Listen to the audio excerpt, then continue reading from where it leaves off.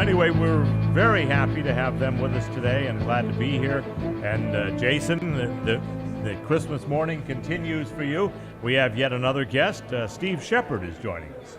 Yes, indeed. And Steve, first of all, congratulations on your induction to the Florida Boxing Hall of Fame. Oh, thank you. And we were just talking some off the air. You've had a long, illustrious career in the sport. It's taking you've gotten to know and come across many of the big names. Tell us a little about your career in boxing. Well, it started in 1975. I had my first professional kickboxing fight, and then that went on for, 20 years or so. I actually fought for 25 years. I started getting into, I trained at a famous place, gym, the Fifth Street Gym in Miami. My corner man was a guy named Matt Goodman, who was in the Florida Hall of Fame. He was Angelo Dundee's right-hand man. Angelo worked with... Is kickboxing kind of like the preliminary before you go into boxing? I heard another person was saying they went into kickboxing first and then went to boxing from that. No, kickboxing is a sport in and of itself. However, it's boxing plus you kick. Okay. It's not like a martial art thing. It's boxing plus you kick. And if you look at it like that, then things come together for fighters. You can't, when you throw a kick, it comes from the floor all the way up.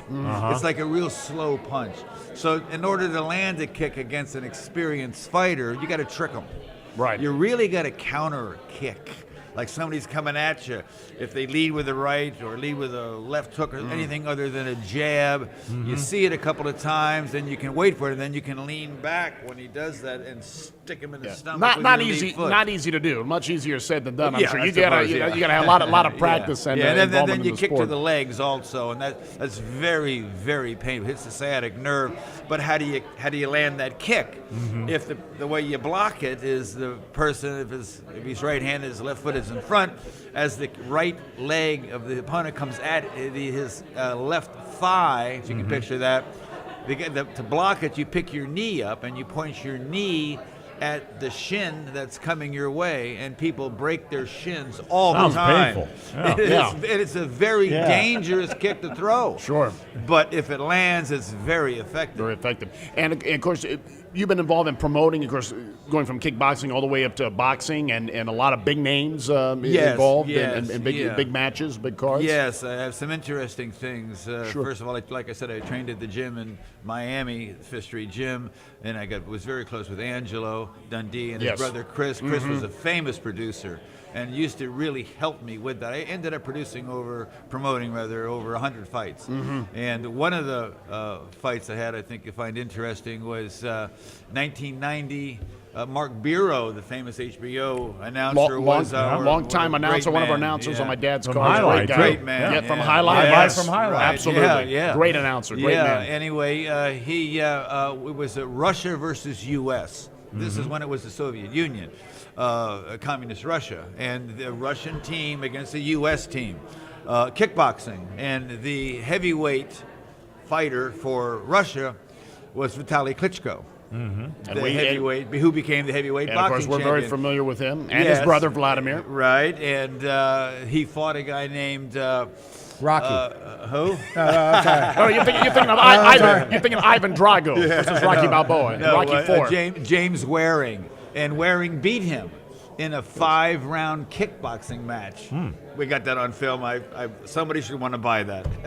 It's really good, Yeah. Fascinating. So and then another thing that maybe I'm most proud of was certainly one of the things was I handled a kid who came from Uganda. Kasim the Dream Uma. HBO did a special on him. I remember, Kasim the Dream, yeah. He came to me in, I think it was 97 maybe, 96. By the year 2000, I forget the exact date, he had been making the most he had ever made is $50 in 1 month in Uganda. He was a teenager, he was 19 when he came to me, I think. Anyway, he ended up becoming a world champion and making $2.5 million.